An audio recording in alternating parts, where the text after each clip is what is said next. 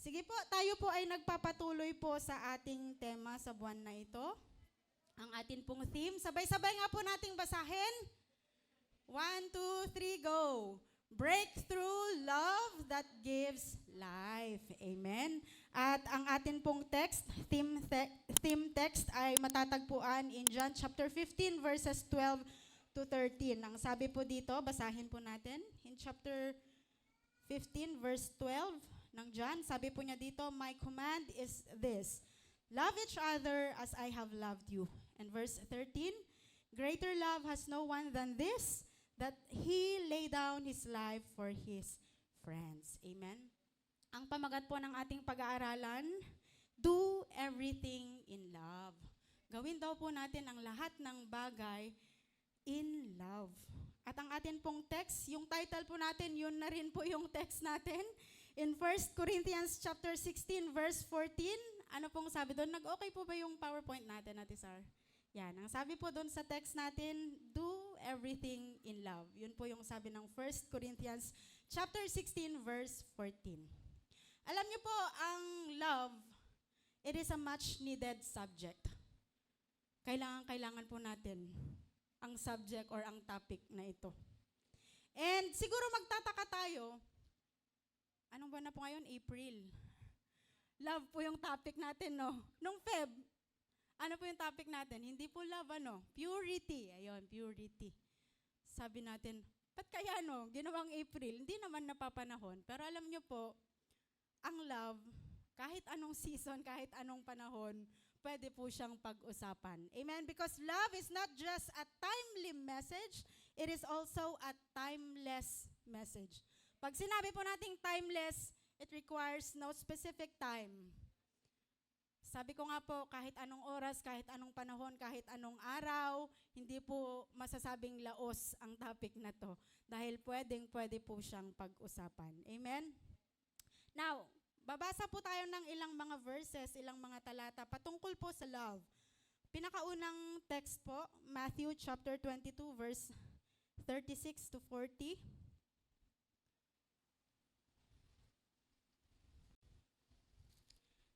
Dito po ay nag-uusap-usap po ang Panginoong Hesus at ang kanyang mga disciples. At yung mga disciples po, nagtatanong po kay Jesus kung ano ang greatest commandment. So, basahin po natin. Simulan po natin sa verse 36, sabi po dito, Teacher, nagtanong po yung kanyang mga disciples, which is the greatest commandment in the law? Jesus replied, love the Lord your God with all your heart, and with all your soul, and with all your mind. Verse 38, this is the first and greatest commandment. Verse 39, and the second, although hindi po tinatanong ng mga disciples no, kung ano yung second, ang tanong lang po nila, Teacher, ano po ba yung number 1 or greatest commandment? Sinagot po ni Jesus, ito yung greatest number 1. Tapos dinugtong po ni Jesus, kahit hindi kasama doon sa tanong nila. Sabi po niya in verse 39, and the second is like it. Love your neighbor as yourself. Verse 40, all the law and the prophets hang on these 2 commandments. Napakaganda po no yung sinabi ni Jesus. Now, another verse, 1 Corinthians chapter 13 verses 1 to 3. Kaninang first service po ay nagdwell si Pastora sa verse na ito, sa chapter na ito. Tingnan po natin kung ano po yung sinasabi sa 1 Corinthians chapter 13. We are all aware na ang chapter po na ito is a chapter about love. So, sabi po dito, verse 1, if I speak in the tongues of men and of angels, but have not love, I am only a resounding gong or a clanging cymbal. Alam niyo po yung cymbal, ayun po, ano? Pag pinalo mo, pinokpok mo, ay talaga namang nag-iingay. Amen. So, ang paghahalin tulad po ni Pablo, kapag daw po, kahit na gifted ka, kahit na marunong kang mag-tongues, alam mo lahat ng mga bagay, pero wala kang pagmamahal, para kang isang simbal na nag-iingay. Verse 2, sabi niya dito, if I have the gift of prophecy and can fathom all mysteries and all knowledge, and if I have faith that can move mountains, but have not love, I am nothing. Verse 3, If I give all I possess to the poor and surrender my body to the flames, but have not love, I gain nothing. Alam niyo po, kaya nasabi po ni Pablo ito, no, yung verse 3, if I give all I possess to the poor and surrender my body to the flames. Nung time po kasi na yon, mataas po ang tendency ng martyrdom sa kanilang kapanahunan. Marami po ang napapersecute, marami po ang sinusunog na buhay, marami po ang nababato. So yung mga Christians po during that time ay talagang persecuted. Pero marami po ang so much willing to give up everything para lamang po sa paglalaban ng kanilang pananampalataya. Pero ano po yung sabi ni Pablo? Kahit pa siguro ipasunog mo yung sarili mo, willing kang mamatay kung wala namang pagmamahal sa iyong puso, it is nothing. It is useless. Grabe po, ano? Pangatlong verse po about love. In Philippians chapter 1 verse 9, ang sabi po dito, actually itong verse po na ito ay panalangin po ni Pablo para sa mga taga-Pilipos. Panalangin niya sa Diyos. Sabi niya po dito, Philippians 1 verse 9, and this is my prayer, that your love may abound more and more in knowledge and depth of insight. Tingnan niyo po sabi niya, abound. Pag sinabi po nating abound, sa Tagalog, nag-uumapaw. Alam niyo po yung baso, pag may laman na tubig kalahati, iba po yun, iba din po yung puno. Tama po, magkaiba yung kalahati sa puno. At magkaiba po dun sa nag-uumapaw. When we say nag-uumapaw, tumatapon na siya. Amen. Sobra-sobra na, hindi na kayang i-hold nung baso.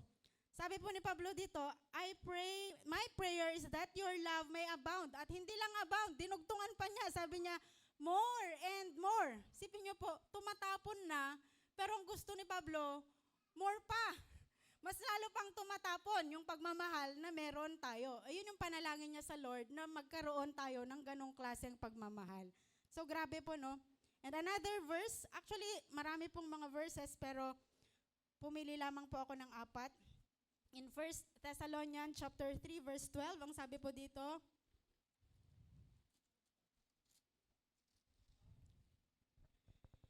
prayer pa rin po ito ni Pablo para sa mga taga-Thessalonica. Sabi niya, nawa, may the Lord make your love increase and overflow. Kanina abound, ngayon overflow. Same word, magkaibang word pero isang ibig sabihin. May the Lord make your love increase and overflow for each other and for everyone else, just as ours does for you. Amen. Napakaganda po ng mga napiling mga talata patungkol po sa pag-ibig. Now, in our introduction, sabi po dito, love is a major topic in the Bible. Pag bubuksan po natin ang ating Biblia, ayon sa pag-aaral, meron daw pong 250 mentions of love in the Old Testament. Sa Old Testament pa lamang po ay 250 times mo makikita na mention ang word na love o ang topic na love. And in the New Testament, it is also mentioned 234 times.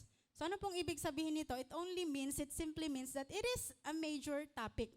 Hindi lang siya yung random na, merong isang verse na nagbigay si Lord ng about love. So, iyon na yon. Hindi po napakarami po all throughout the Bible. At makikita natin na talaga, God concerns this topic. And God wants us, hindi lamang na basta mapakinggan, kundi mai-apply ang subject na ito. Now, magkaroon po tayo ng isang checkpoint sa buhay natin, sa sarili natin. Sabi po dito, ang pinakamagandang sukatan ng maturity ng isang Kristiyano ay ang pagmamahal niya sa Diyos at pagmamahal niya sa kapwa. Naniniwala po ba kayo dito? Though some sinasabi nila, pag maraming alam na verses yan, mature na yan kasi ang dami niyang alam na verse. Ang dami niyang alam na kanta, alam niya lahat ng mga Christian songs. Ay, mature na yan kasi ang dami niyang alam na kanta. Pero alam niyo po, hindi po yun yung mga sukatan ng pagiging mature natin. Though, mahalaga po na may alam tayong salita ng Lord. Kasi how can we be a Christian kung hindi natin alam ang salita ng Diyos? Mahalaga po iyon. Pero hindi po ibig sabihin na marami kang alam na verses, marami kang memorized na verses, ay mature ka na. Sabi po dito, ang pinakamagandang sukatan ng maturity ng isang Kristiyano ay ang pagmamahal niya sa Diyos at sa kapwa. Do we see ourselves loving God and loving others? Ikaw lamang po ang nakakasagot niyan. At ikaw lamang pong nakakaalam sa sukat ng maturity mo sa pagiging Kristiyano. Amen? Sabi po dito, kung hindi daw po lumalalim ang pagmamahal natin sa Diyos at sa ating kapwa, mukhang mababaw daw po yung pagiging Kristiyano natin.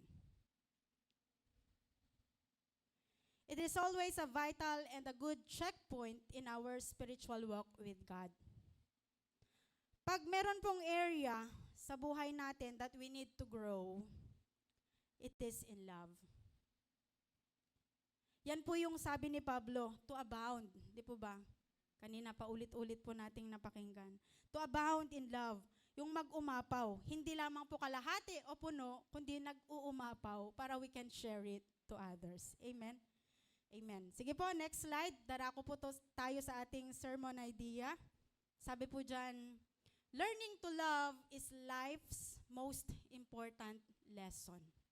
Ang matutunan daw po natin kung paano magmahal, yun daw po ang mahalaga, isa sa mahalagang lesson sa ating buhay. Ang prayer ko po ngayon ay for us all. Ako at tayo pong lahat ay matuto pong gawin ang lahat ng bagay in love, kagaya ng ating title. Do everything in love. Amen? Meron pong author, ang sabi po niya, di ko yata nailagay dyan, life minus love equals, ano po sa tingin nyo? Nothing or zero. Bakit niya po nasabi to, yung author na yon? Binase niya po ito doon sa letter po ni Paul sa mga Corinthians, yung binasa po natin kanina in 1 Corinthians chapter 13. Kasi ano po yung sabi doon kanina?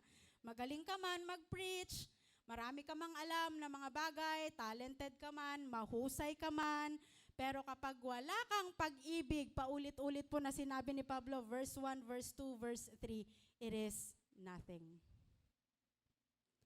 Now, it doesn't mean na marami tayong alam na kwento about love. It doesn't mean na marunong na tayong magmahal. Meron pong kwento ng isang matandang mayaman na babae. Donya kung tawagin. Naglalakad sa mall. Nakasunod sa kanya yung dalawang, sabi na nating alalay, kasambahay, katulong. Nagbubulungan yung dalawa niyang alalay. Sabi, ang tanda-tanda na ang sama-sama pa rin ang ugali. So anong ibig nilang sabihin? Hindi po ibig sabihin na tumatanda na tayo ay bumubuti o bumabait tayo. There is no assurance. So same goes with love. Hindi po ibig sabihin na marami na tayong napakinggan patungkol sa love, tumanda na tayo sa kakapakinig ng topic na ito. Hindi po ibig sabihin na marunong na tayong mag-love. Are you with me? Or meron po ba ditong makakapagsabi, ay, hindi ka sure sister, ako marunong akong magmahal. Well, sabi ko nga, it's between you and God. Ikaw ang nakakaalam kung gaano kataas ang grade mo pagdating sa pagmamahal. Mamaya may encounter po tayong testimony or confession sinabi ng isang pastor. Mamaya makikita po natin. Sometimes when we talk about growing in love with God and with mankind, with fellow men, nasa isip lamang daw po, wala sa puso. Titignan po natin ang isip at ang puso. Malapit lang ang pagitan, halos 2 dangkal, amen. Pero madalas yung pagmamahal nasa isip lang, hindi makaabot sa puso. When we talk about love na nasa puso, ito po yung love, that's the love into practice. At yun yung love na isinasa buhay, isinasa gawa. Kaya nga po, balik tayo sa title natin. Ang sabi natin, do everything in love. Amen.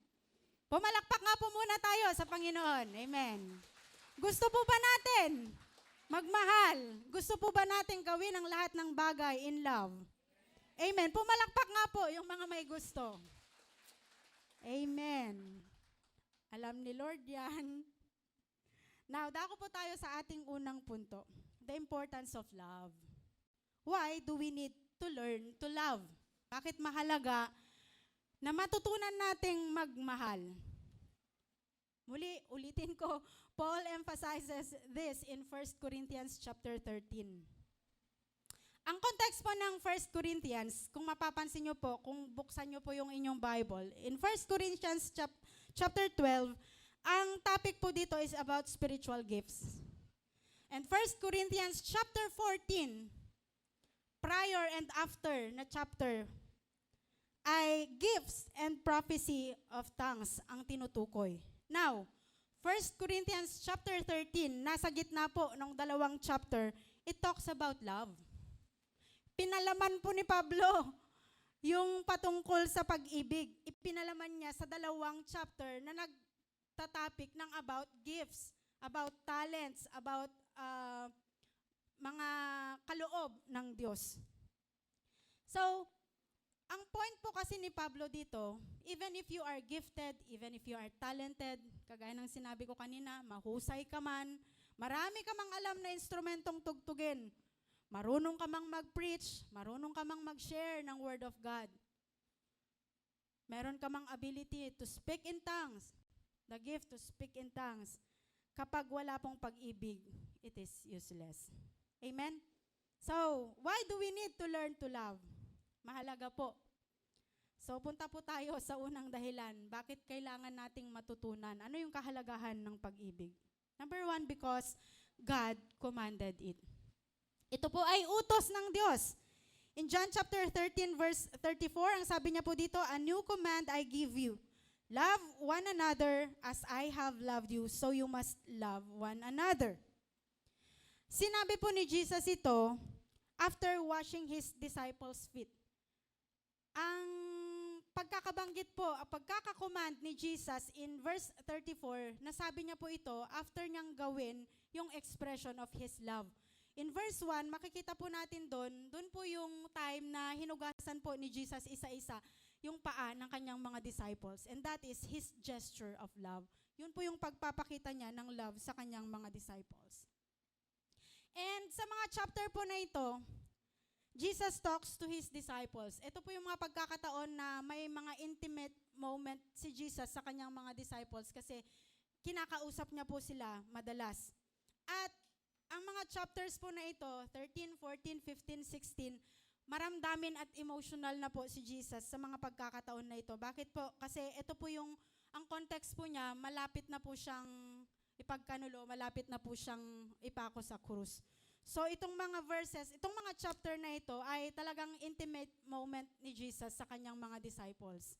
Emotional siya, maramdamin siya, at ang context nito, sinimulan niya pong i-introduce ang topic about love or loving one another. At may panuntunan po siya. Paano nyo mamahalin ang isa't isa? May dinugtong po siya doon. Ang sabi niya, as I have loved you. Mahalin nyo ang isa't isa kagaya ng pagmamahal ko sa inyo. Kaya nauna niya pong ipinakita yung pagmamahal. Nauna niyang hinugasan yung paa ng kanyang mga disciples bago niya bitawan itong command na ito. So, we need to learn to love because it is God's command. The first and greatest commandment, yung isang verse, isang text po natin kanina. Sabi po nila, meron daw pong 600 plus na batas ang mga Hudyo. At pinagtatalunan po nila kung out of those 600 plus na batas, alin ang pinakadakila o alin ang pinakamahalaga. At yun nga po yung sinagot ng ating Panginoong Jesus in Matthew chapter 22 verses 36 to 34. Rektahan pong sinabi ni Jesus, ang pinakamahalaga ay ang mahalin mo ang Diyos at ang pangalawa ay ang mahalin mo ang iyong kapwa. Now, look at this po. We belong to this church na ang core values, alam niyo po ba yung core values natin? Sino pong nakakaalam? May abbreviation po yun na P-Life. P stands for passionate love for God. L stands for love and compassion for others. I, integrity. F, faithfulness. E, excellence. Now, di po ba tayo natutuwa na ang panuntunan o pinahahalagahan ng panambahan na kinabibilangan natin ay yun din yung panuntunan ng Diyos? Ay yung una, sige pa, palakpakan natin ang Lord. Ang una ay mahalin mo ang Diyos at ang pangalawa ay mahalin mo ang iyong kapwa. Amen. So since it is a commandment, tandaan po natin that love is not a suggestion. It is not an opinion, but it is a strong command for us to obey and to follow. And since it is a command, sabi natin kanina, nakailang banggit sa Old Testament and New Testament, inuulit-ulit po talaga ang subject at ang topic about love. Kasi nga po, mahalaga. Inuulit-ulit kasi hindi po madaling matutunan. Madali po ba? Madaling pakinggan, madaling ituro, but the reality is mahirap i-apply. Yes, we can say we are showing love, but it is not the kind of love that we ought to show. Alam niyo po yung sabing easier said than done. Mas madaling sabihin kaysa gawin. Tama po ba? But alam niyo po, regardless, paulit-ulit pa rin binabanggit ng ating Panginoon dahil ang nais po ng Diyos, He wants to develop people with this character because God is love. He Himself is love, kaya nais niya na tayo din, na kanyang mga anak, kanyang mga lingkod, ma-develop din po sa atin yung pagmamahal. Amen? Kung mayroon pong isang bagay na nais ng Diyos na makilala tayo, yun po yung we are a loving church. We are a loving family. We are a loving people. Amen. Gusto po ba natin yon? Amen. So, the importance of love, alam niyo po, basic po talaga. Love is most basic, pero yung mga basic, yun po yung mahalaga. Yun po yung mga pundasyon natin, at yun po yung dapat pagtuunan po natin ng pansin. Amen? Pangalawa po, the importance of love. Why do we need to love? Because it shows that we knew God. Kapag nagmamahal po tayo, may pagmamahal sa atin, nagpapakita lamang na kilala po natin ang Panginoon. Madalas marami pong tao, they claim that they knew God. They claim that they serve God. Pero si John po, nung binasa natin kanina, he gave us a concrete evidence that you know God. Para masabi mo na alam mo o kilala mo ang Diyos, ang sabi po ni John, 1 John chapter 4, verse 7 and 8, whoever does not love does not know God. Napaka-konkreto po yung sinabi ni John. Sino man na hindi nagmamahal ay hindi nakakakilala sa Diyos. So baliktarin natin. Kung sinasabi mong kilala mo ang Diyos, dapat marunong kang umibig. Kasi sabi ni John, kapag hindi ka marunong umibig, hindi mo kilala ang Diyos. Amen. So when other people see that you love them and that you love God, that shows them and that tells them that you know God. Makita pa lamang nila yung pagmamahal, maramdaman yung pagmamahal na ipinapakita mo, sabihin nila, itong taong to, maka-Diyos to. Kilala niya ang Diyos. Kasi marunong siyang umibig. Can you say amen? Pero kapag yung isang tao walang pagmamahal sa puso, punong-puno ng puot, ng galit, ng kasamaan, ano pong sasabihin ng mga tao? Demonyo yan eh. Di ba ba? Di ba ba? Ganun ang pagkakasabi ng mga tao. Pero kapag ikaw nakitaan nila ng kabutihan, kabaitan, pagmamahal, sabi nila, maka-Diyos to. Kilala niya ang Diyos. Do you agree? Yun po yung ano ng tao. And hindi po nagkamali si John nung sinabi niya, whoever does not love does not know God. Kaya kung gusto po nating ideklara that we know God, makita po sa atin yung pagmamahal. Amen. Pangatlo po, importance of love. Why do we need to learn how to love? Because we are family. Kailangang nakikita, nararamdaman yung pagmamahal sa atin dahil iisa po tayong family. In 1 Peter chapter 2 verse 17, sabi po dito,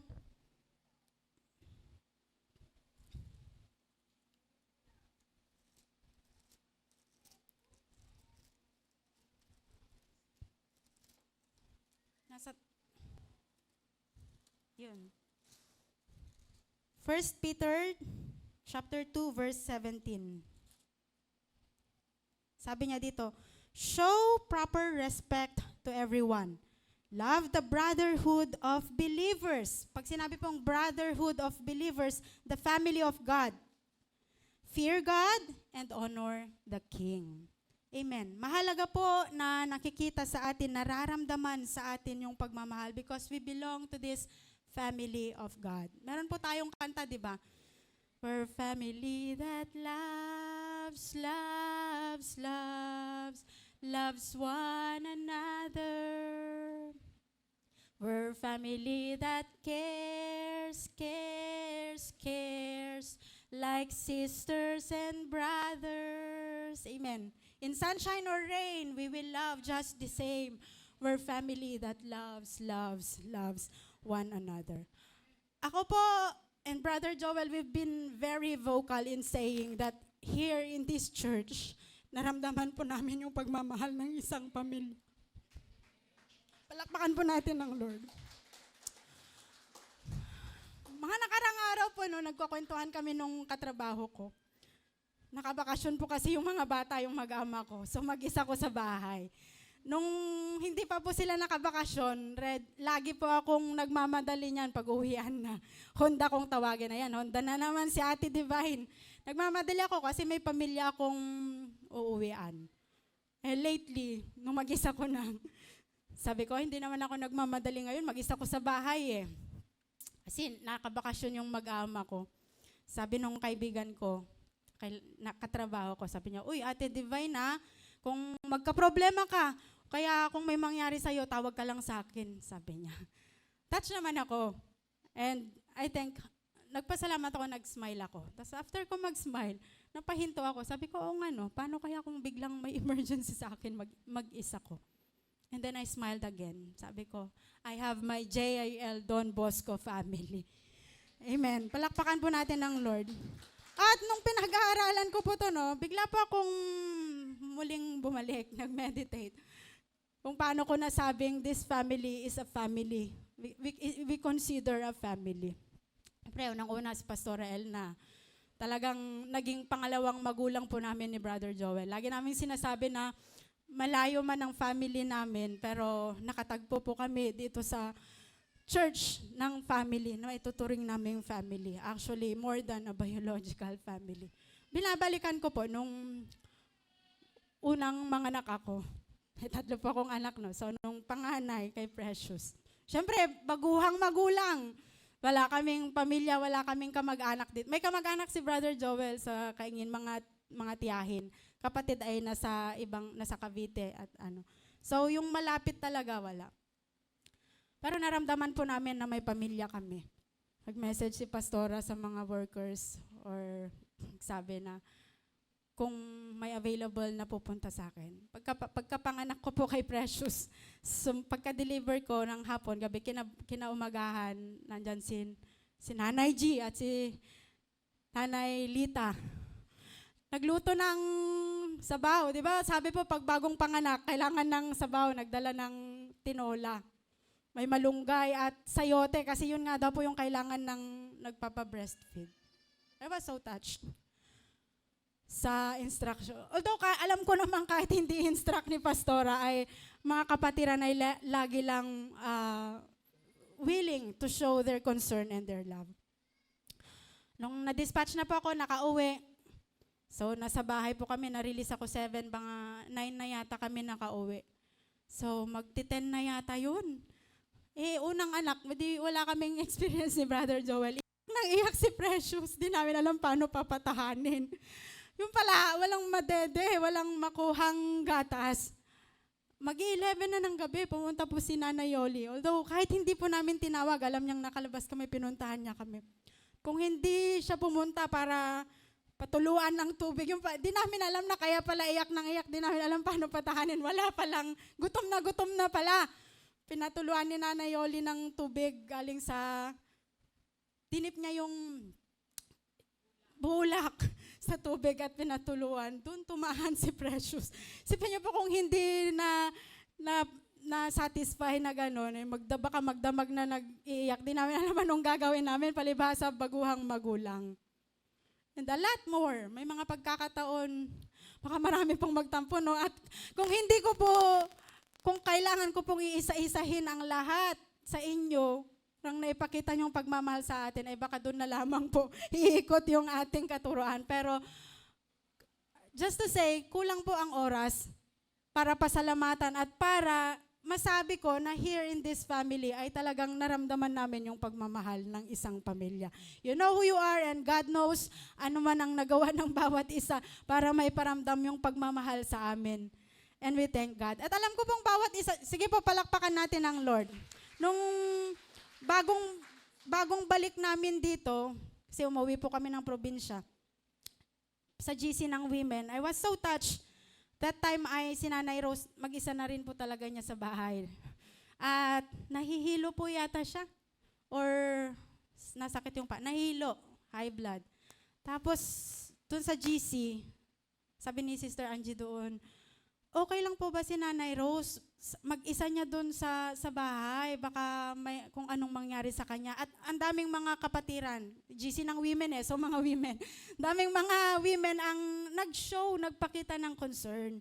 Na alam niyo po yun, kahit mag-isa ka, hindi mo mararamdamang mag-isa ka dahil alam mong may pamilya ka sa church na ito. Amen. Palakpakan po natin ang Lord. During our Rolyo times, bagamat hindi ko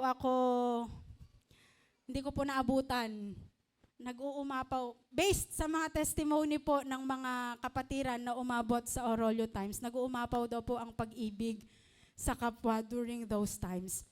Yun bang alam mong ang desire ng bawat isa, ang prayer ng bawat isa, Lord, sana magkaroon ako ng mahabang sasakyan para marami akong maisakay, madala sa panambahan na to. Lord, sana magkaroon ako ng malaking bahay na maluwang ang sala, maluwang ang para maraming ma-invite. Makadalo. Alam niyo po yung ganong klaseng pagmamahal, ganon yung prayer dahil mahal nila yung mga tao, gusto nilang madala, gusto nilang maisama, gusto nilang maiparamdam yung pagmamahal ng isang pamilya. Amen. And God desires a loving church family. Nawa, ang pamilyang ito, ang panambahan na ito, magpatuloy na magpakita at magparamdam ng pagmamahal sa bawat isa. Amen. And we will be known as a loving church family. Pangapat po, because it is a witness to the world. In John chapter 13:35, your love for one another will prove to the world that you are my church. Kapag nakikita daw po ng mga tao na nagmamahalan tayo, it will prove the whole world na tayo nga ay church ng ating Panginoon. May mga churches po sa Australia. May mga church doon kilala sa kanilang mga nilikhang awit. Alam niyo po Hillsong? Halos lahat ng kanta nila kahit sa ang church, sa iba't ibang dako ng mundo, kinakanta. May mga churches, they are known for performing miracles. Pero ang prayer po natin, nawa, tayo po ay makilala. Lahat po tayo, mula sa ating pastora, mula sa lahat ng manggagawa, attendees, nawa, tayo po ay makilala sa nag-uumapaw na pagmamahal sa Diyos at sa kapwa. Amen. Palakpakan po natin ang Lord. May we be known as a loving church, as a caring church. Now, dako po tayo sa pangalawa. Bilisan po natin at kunti na yung ating oras. Hindrances of love. There are known barriers of love. May mga hadlang daw po kasi, kaya hindi natin kaya o makuhang magmahal. Pinakauna po dyan. Ito po. Mahirap aminin na minsan kulang tayo sa pagmamahal. We say, marunong naman akong magmahal. But the truth is, hindi po talaga.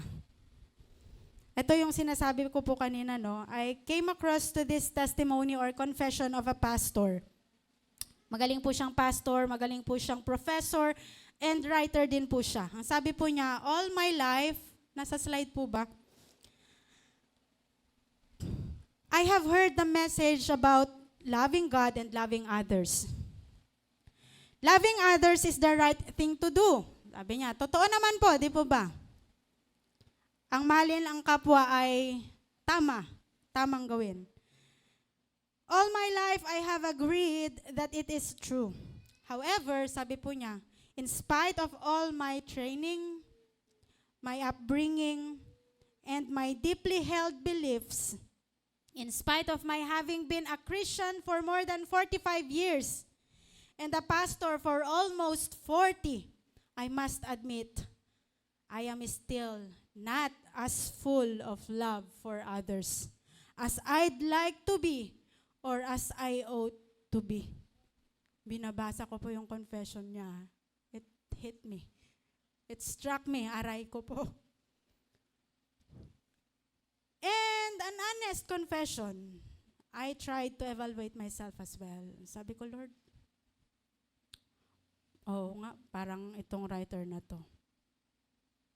Sa umaga pong ito, let's give time for ourselves to evaluate. Mataas na po ba ang grado natin pagdating sa pagmamahal? Well, if you can say, oo sis, talagang nag-uumapaw ako sa pagmamahal, then that's good. Keep it up.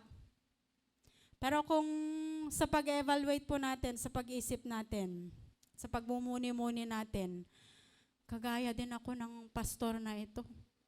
Tagal na sa pananampalataya.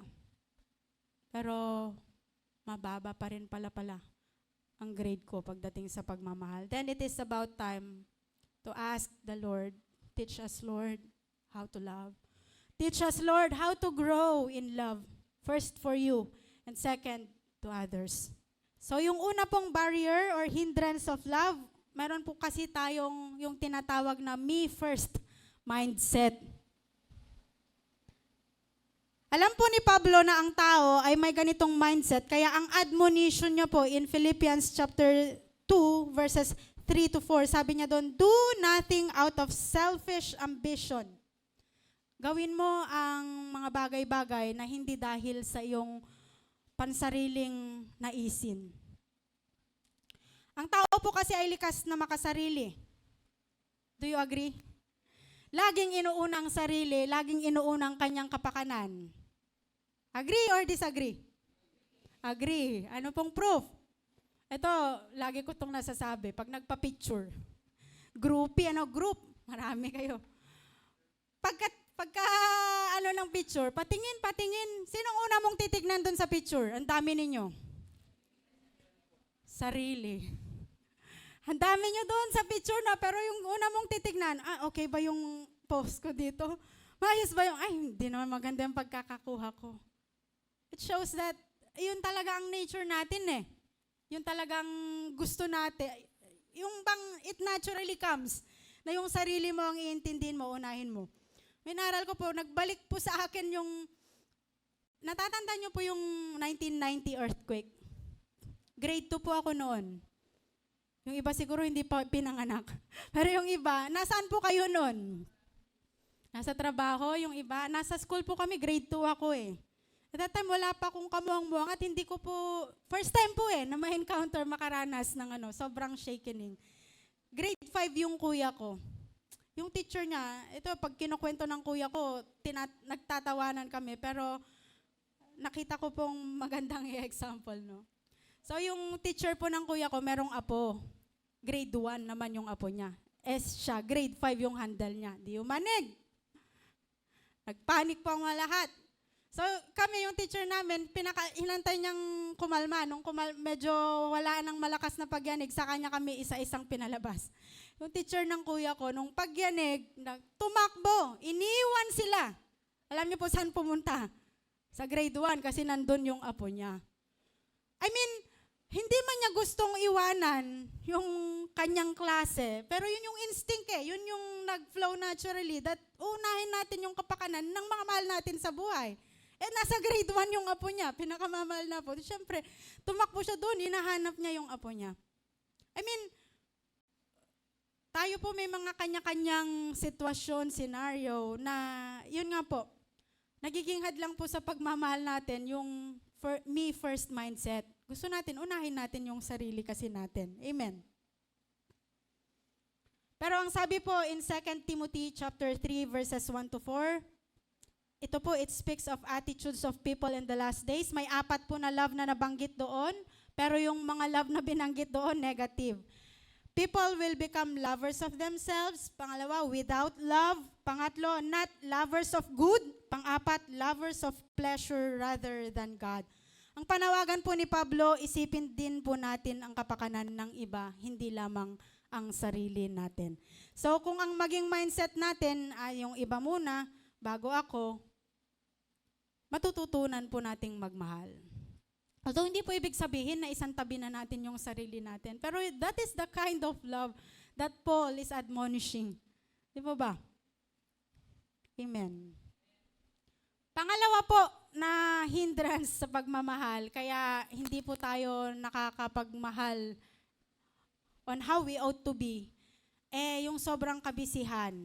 At pansinin niyo po, kapag masyado po tayong busy, nakakaligtaan natin yung spiritual life natin, ang tendency niyan magiging emotionally drained po tayo. Meron pong isang lalaki nagpa-counsel sa pastor. Sabi niya, umiiyak siya, "Pastor, isa lang naman po ang nais ko sa buhay, ang magtagumpay. Ngunit sa pagtahak ko po sa tagumpay, nakalimutan ko, nakaligtaan ko na pala ang pamilya ko, naisantabi ko po ang pamilya ko. At worst, napalayo po ako sa Diyos." At ano pong naging ending nun? Siyempre, you feel empty.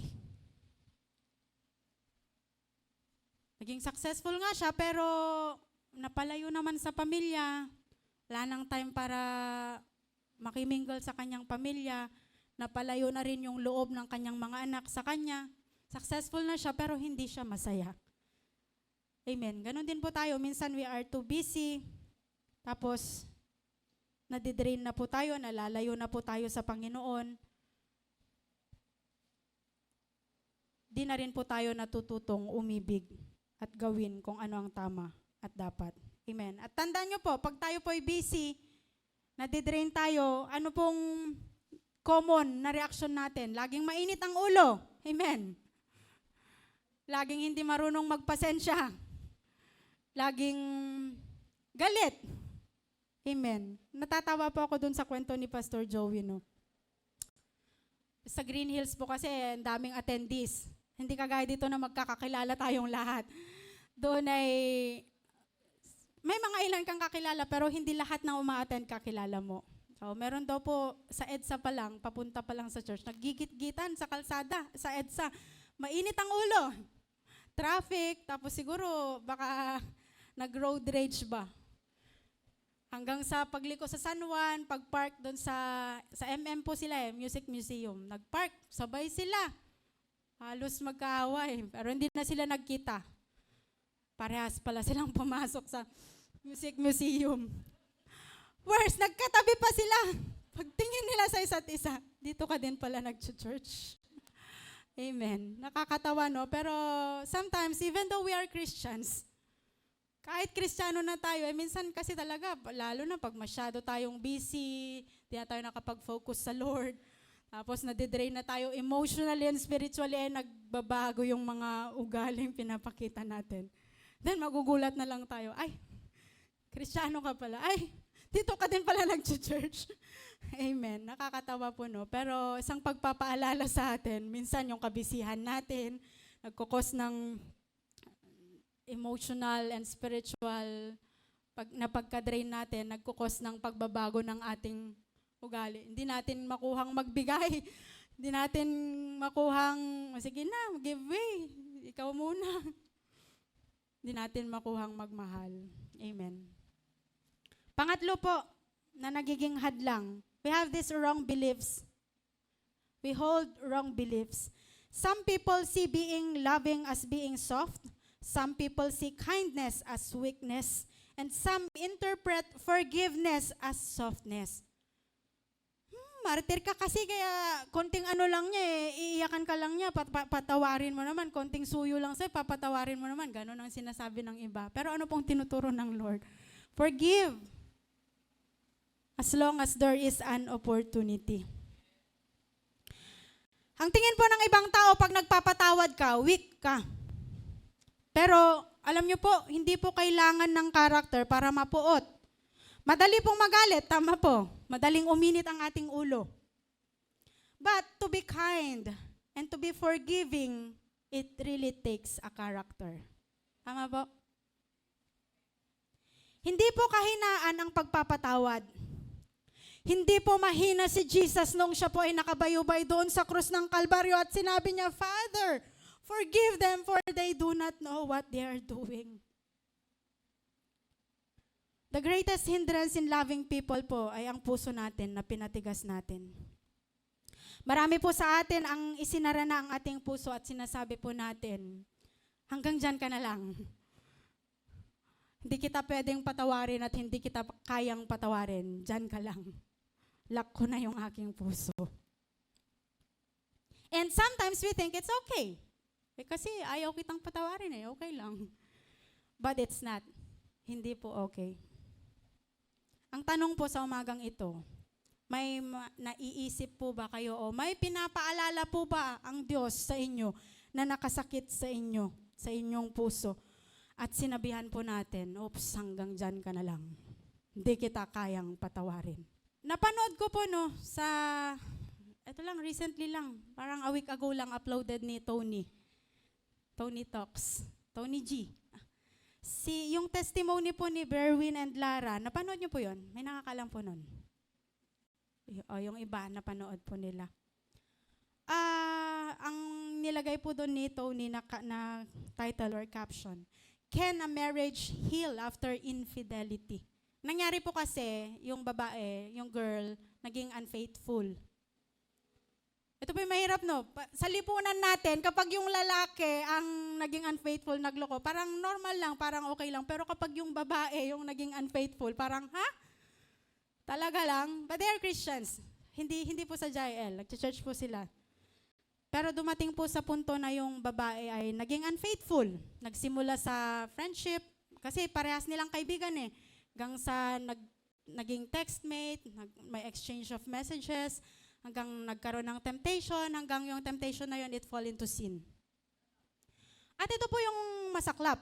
Nangyari po yun during the times na nasa church siya. Nasa church sila. I mean, Christian siya. Okay siya sa church. Pero she fall into temptation and into sin. And ang masaklap, tinanong siya, may naramdaman ka bang guilt habang ginagawa mo yon? Sabi niya, hindi ako nagigilty. Dumarating sa point, nasa Bible study siya, nasa life group siya, pero ang ginagawa niya, I am texting, I am messaging that guy. At magkikita kami. And I don't feel any guilt. Di ako nakokonsensya, di ako nagigilty. Mahirap po Tapos yung asawang lalaki naman, naiisip niya, na parang naisip ko na mangyayari. Pero hindi niya rin sinisita. Parang sinabihan lang niya nung una na stop it, pero sabi nung babae na, di ka ba nagtitiwala sa akin? Parang hindi nila maisip that they will fall into that sin. So, ipinagpipray lamang niya. Pipray lang po yung lalaki. Si Berwin. Tapos nung may isang instance, pulpit minister siya gagawa siya ng teaching niya, paalam itong asawang babae.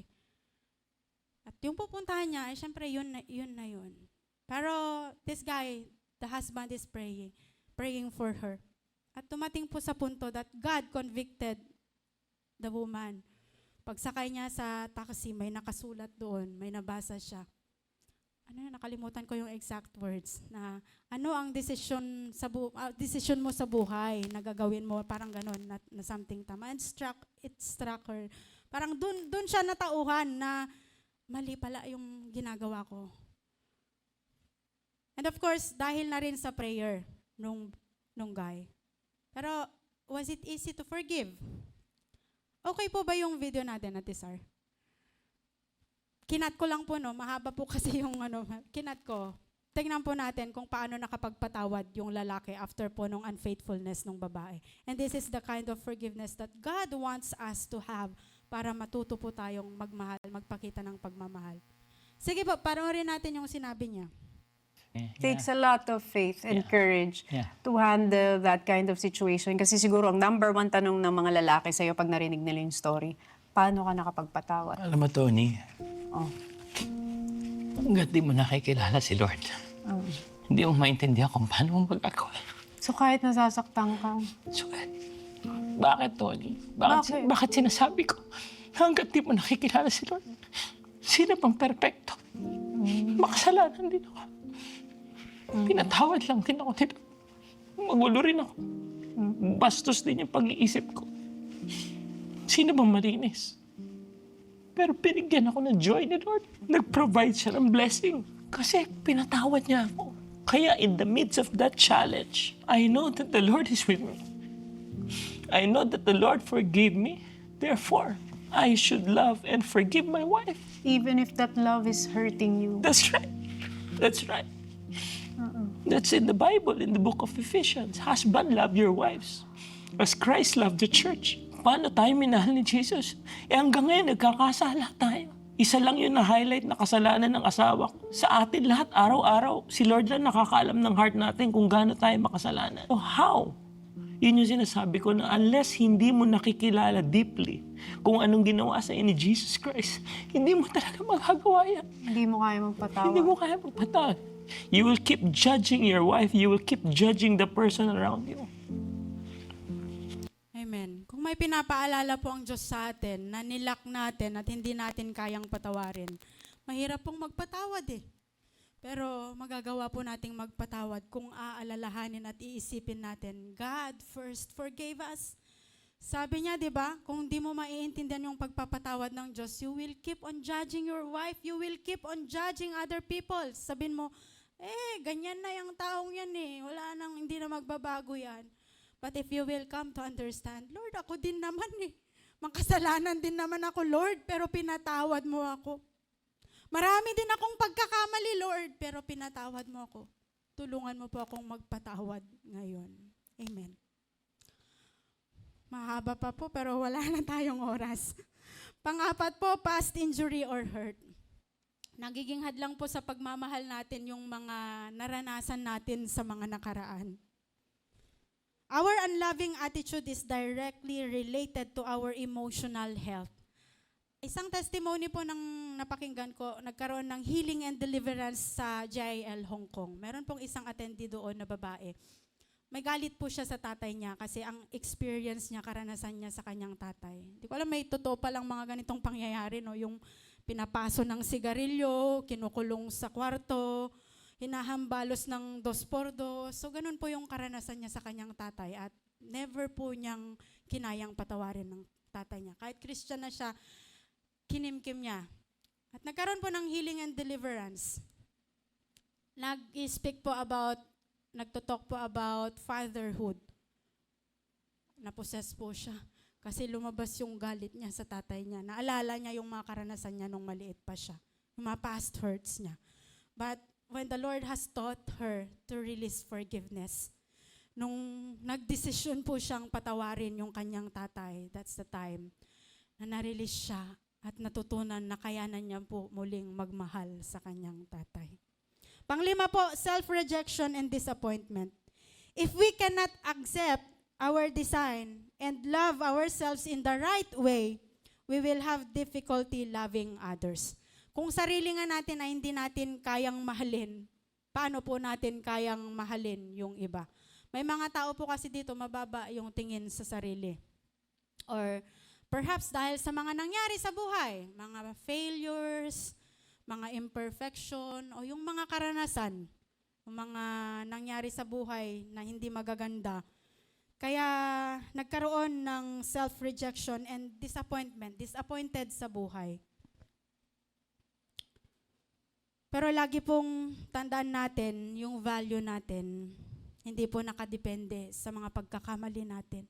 Hindi po nakadepende sa mga ginawa ng iba sa atin. Mabilis na illustration po, nagagamit po lagi ito. Ano po ito? 1,000 peso bill. Ang worth niya ay 1,000. Tinupi ko po. Magkano na yung value niya? Kasi natupi na siya eh. 1,000 pa rin. Itapon ko, pero pupulutin ko po mamaya. Magkano na po yung value niya? Wala na? 1,000 pa rin. Kahit tinapon ko na, apakan ko konti para dumumi. Magkano pa rin yung value niya?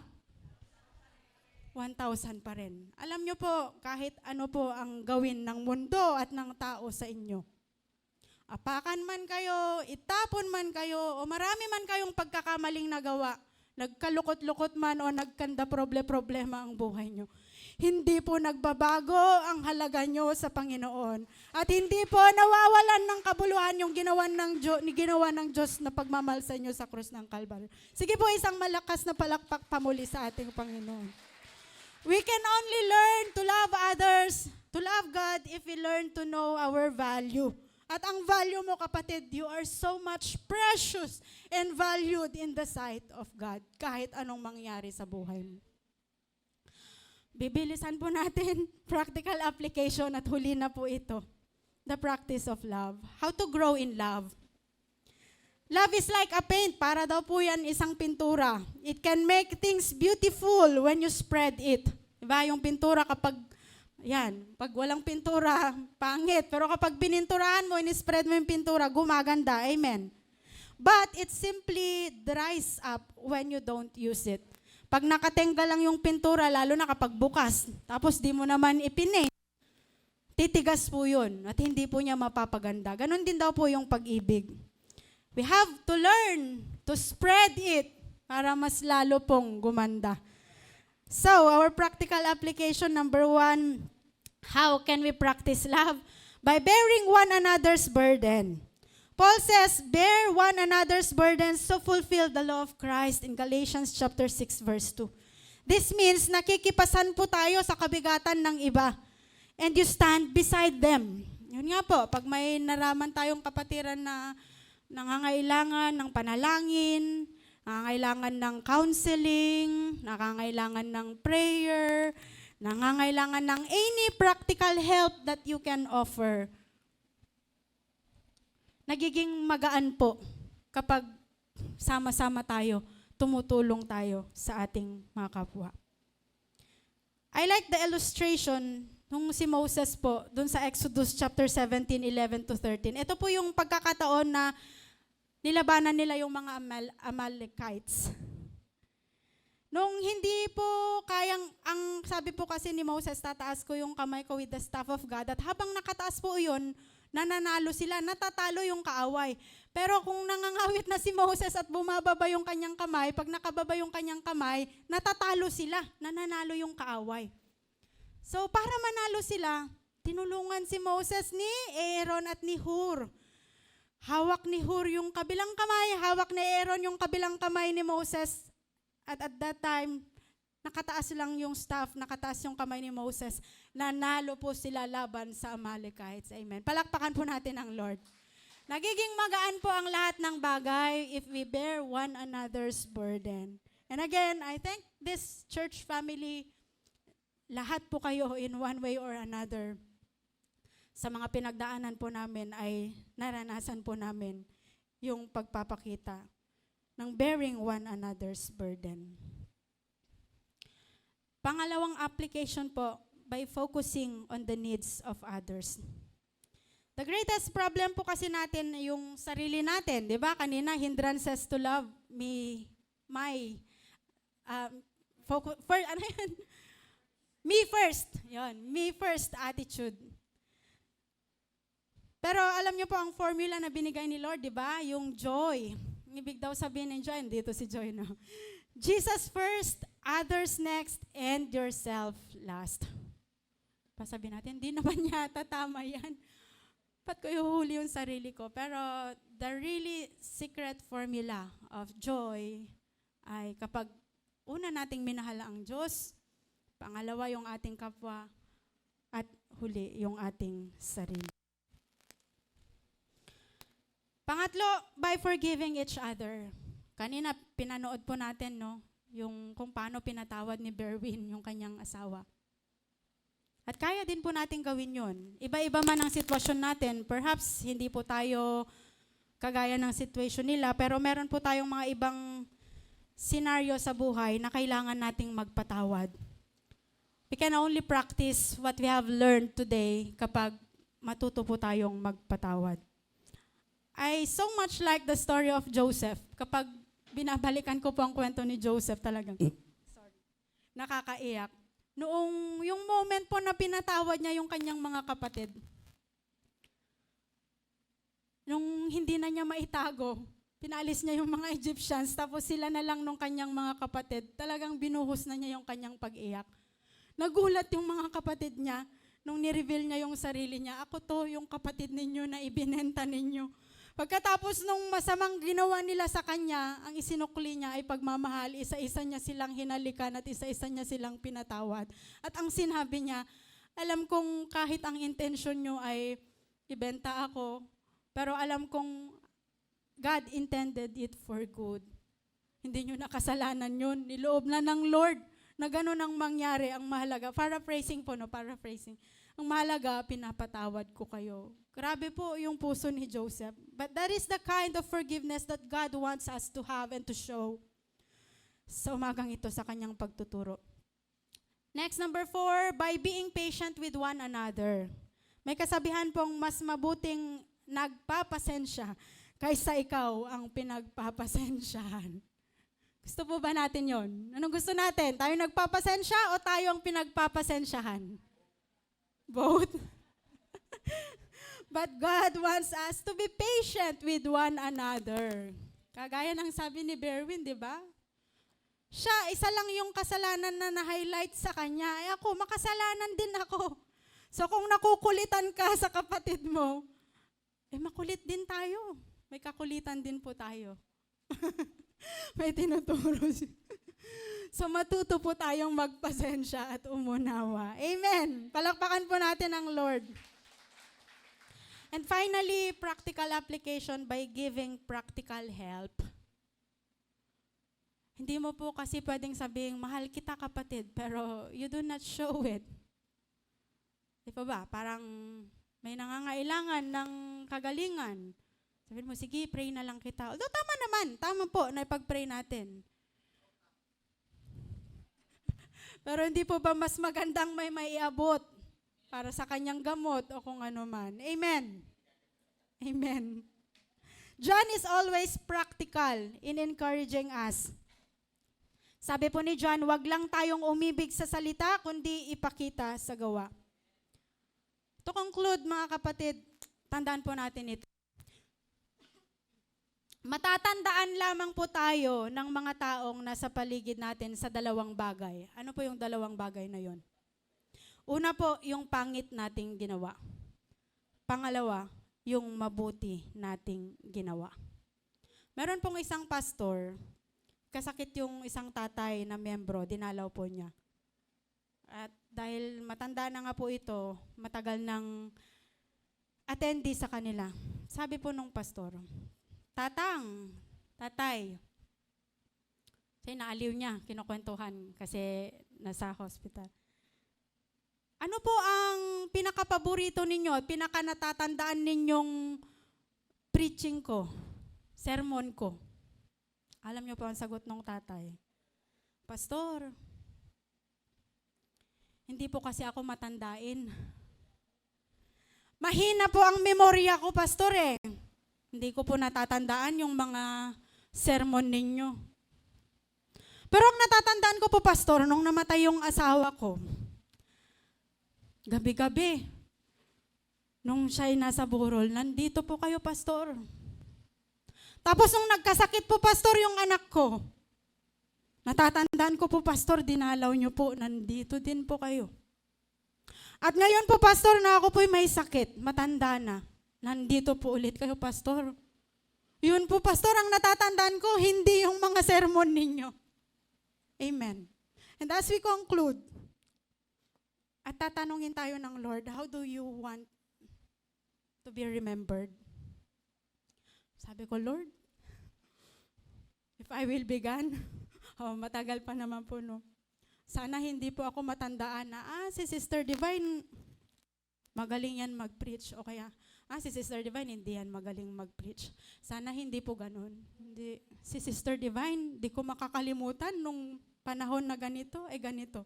Nung time na ganito, ganito. At mababanggit yung mga pagpapakita ng love. And then I asked myself, gaano ba kataas, Lord, yung grado ko sa pagmamahal?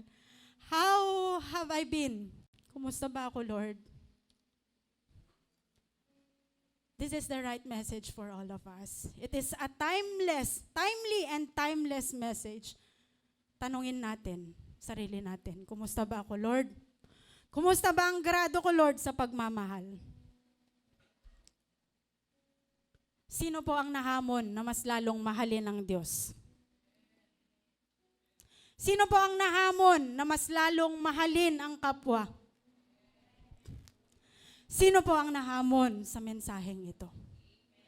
Tumayo po tayong lahat at tayo po ay umawit sa Lord.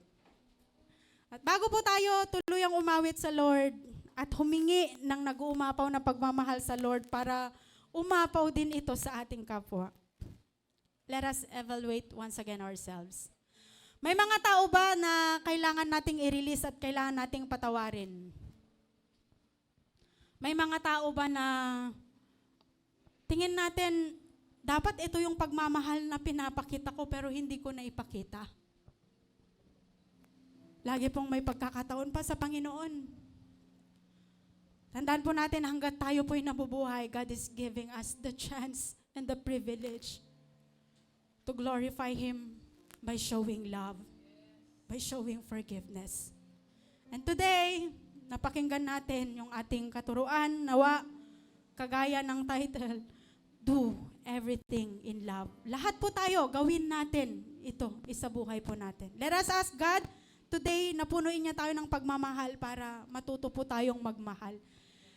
Lahat po tayo, taas natin ang ating kamay habang umaawit sa Lord. Let us seek God. Hallelujah. Nawa, ito po ang maging panalangin. Sabihin po natin, hallelujah. Yes, Lord, hold your people. Let your love And surround us with your love, Lord. surround me. Punuin mo, Panginoon, ang bawat isa ng pagmamahal at pagpapatawad. Draw me to Strengthen your people, O God. Hallelujah. and as I wait, Hallelujah. Hallelujah. Yes, Lord. Bless your people.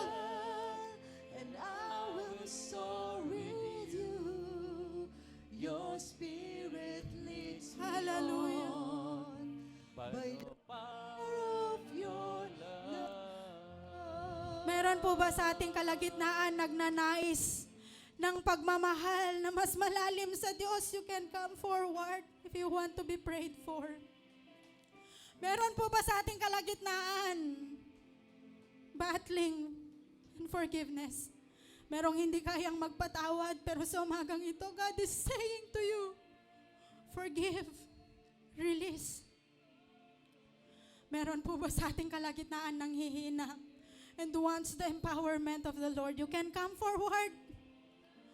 Sige po, lumapit tayo sa Diyos. Yung mga nagnanais ng panalangin ng pagpapalakas na nagmumula sa Diyos. Kung gusto po natin, nag-umapaw na pagmamahal upang dumahaloy sa ating kapwa, you can come forward. Kung may pangangailangan ka, na alam mong ang Diyos lamang makakatugon, makakasagot, ilapit mo sa Diyos, kapatid. You can come forward. O anumang pinagdadaanan mo, anumang dala-dala mo, that only you and God knows. Pwede mong ilapit sa Diyos, kapatid. God is saying, I am here. God is saying, I am waiting. God is saying to you, surrender it to me. Papalakasin kita, anak. Sasamahan kita. Ipaparanas ko sa iyo ang pagmamahal ko. Ipaparanas ko sa iyo ang pagpapatawad ko. Hallelujah. Hallelujah. Sige po. You can come forward. You can say everything to God. O kahit nandyan po kayo sa inyong upuan, say everything you want to God. God is here. God is listening. God hears your prayers. God knows your deepest desires and longing. Alam ng Diyos mga pinagdadaanan mo, kapatid. Alam ng Diyos ang lahat-lahat. Hallelujah. Hallelujah. Sa uling pagkakataon. Hallelujah. Yes, Lord. Napakadakila ng iyong pag-ibig. Aking namamahal. Pasalamatan mo ang Diyos. Ang iyong pag-ibig, O Diyos, ay di kumukupa. Hallelujah. Pasalamatan mo ang Diyos, Sa kapatid. bawat umaga. Thank you, Lord. Aking namamahalan.